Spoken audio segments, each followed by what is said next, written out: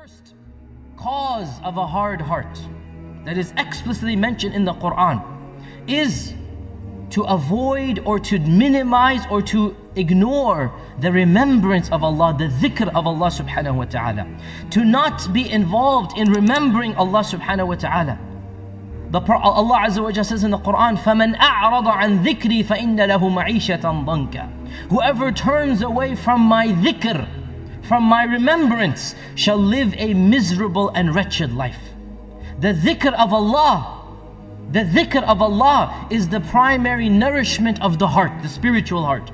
When you cut off the nourishment of the heart, then the heart will wither and dry away. Just like if you don't drink water, your body will die, you will die of dehydration.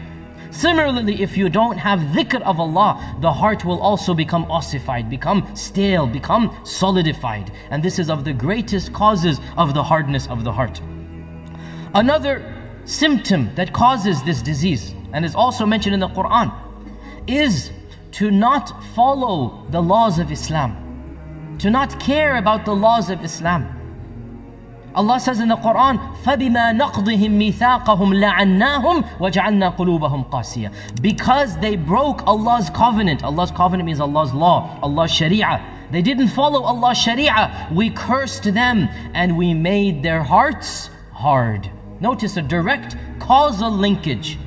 If you're not praying regularly, what do you expect other than to have a hard heart?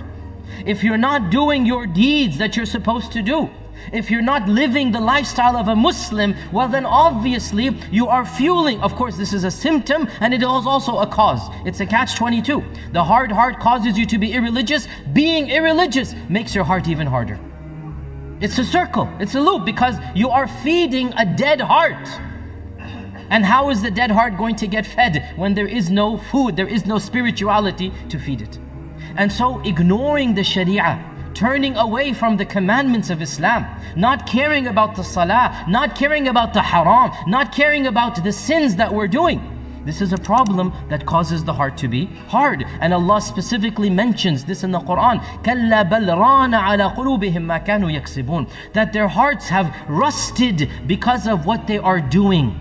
Notice what they do, the hearts become rusted. كَلَّا بَلْ رَانَ عَلَى قُلُوبِهِمْ. The ran here, this is a result of sins. When you commit sins to the point that you ignore, that you don't even care about the sins anymore, what happens? Your heart becomes hard. Yet another symptom, yet another cause, of having the heart hard, yet another virus, if you like, that makes the heart hard, is to follow every single bodily desire, to make sure every wish of yours is fulfilled. Why? Because there is a tension between the body and the spirit. There's always a tension.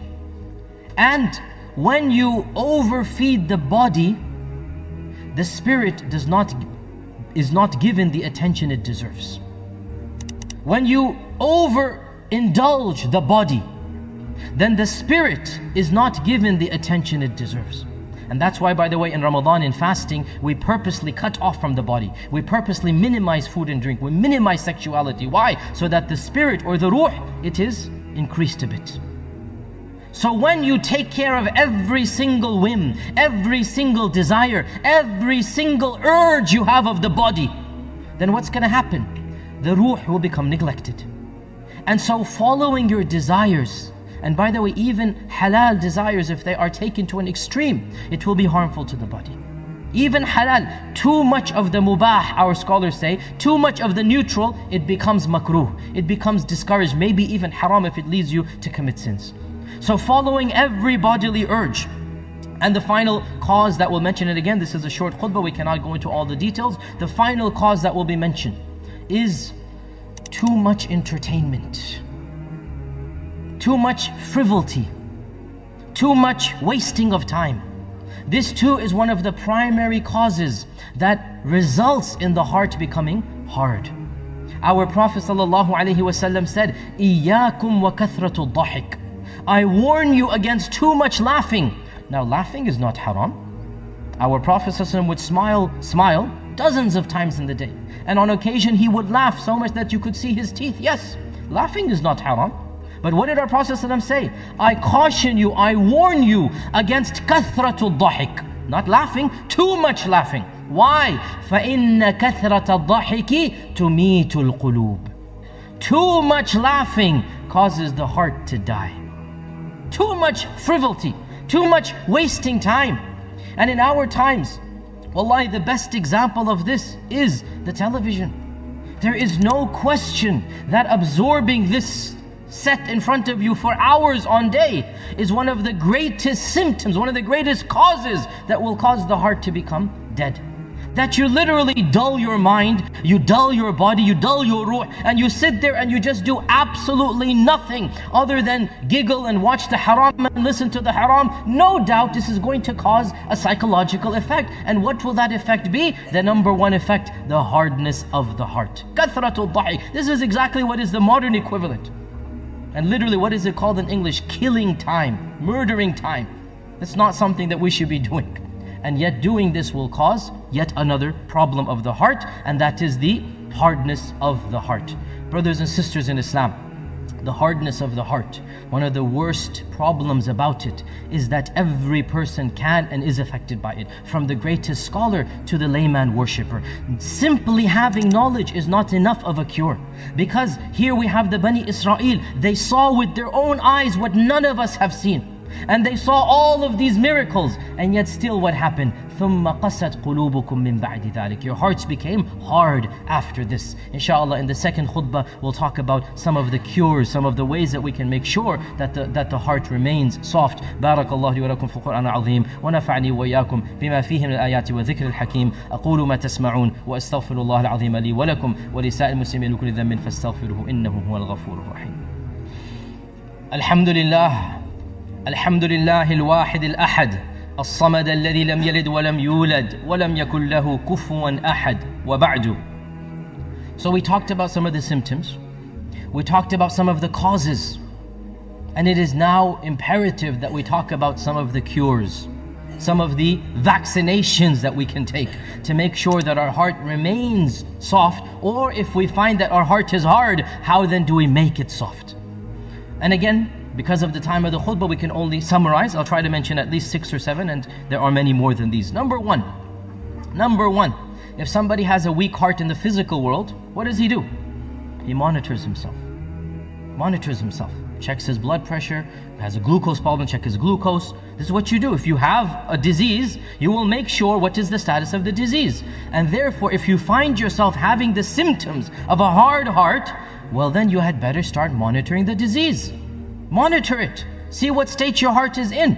See what is your pulse. See how strong or how weak. See what is the strength of the heart, and how weak is the heart, and how soft is the heart. And of course this is done by many ways. This is not the time to do that, but of the ways to do this is you look at your own religious life. You look at your own, how much do you do of Islam? How much is Allah Azza wa Jalla a part of your life? You look at how much you remember Allah. Basically you look at how religious you are. Because no doubt the more religious you are, the more it will be shown in your actions. So one of the pulses of the state of the heart is to see how is your own personal religiosity. What is your relationship with Allah subhanahu wa ta'ala? How often do you think of Allah? How often do you turn to Allah? All of these things need to be monitored. Just like the sick person, he monitors his health. Just like the sick person will check his blood, check the blood pressure, check this, do that. Similarly, the one who sees these symptoms, that person had better start monitoring. And this is of the first ways to start keeping this disease in check. Number 2, extra nawafil, extra deeds. And this is if you are praying the fard. If you're not praying the fard, then no doubt before you get to the nawafil, you have to make your fard solid. Our Prophet ﷺ said that Allah subhanahu wa ta'ala said that nothing a servant does can draw him closer to me than doing the fard, obligatory deeds. Nothing a servant does can draw him closer to me than doing the obligatory deeds. This is the most important. Then he said, and then the servant continues to draw closer to me through the nafil, through the supererogatory, through the extra good deeds. And so increasing your actions of worship, all actions of worship will affect the heart. Number 3, the dhikr of Allah subhanahu wa ta'ala. We already mentioned that not doing dhikr causes the heart to become hard. And therefore the converse applies. Doing dhikr Being immersed in the dhikr of Allah subhanahu wa ta'ala is of the best ways to make the heart become whole and pure. And in fact, Allah mentions this explicitly in the Quran. أَلَا بِذِكْرِ اللَّهِ تَطْمَئِنُّ الْقُلُوبِ. Verily, through the dhikr of Allah do the hearts find tranquility. The tranquility of the heart, the softness of the heart. And that is because the dhikr of Allah is the primary food for the soul. The dhikr of Allah is the primary food that the soul is nourished on.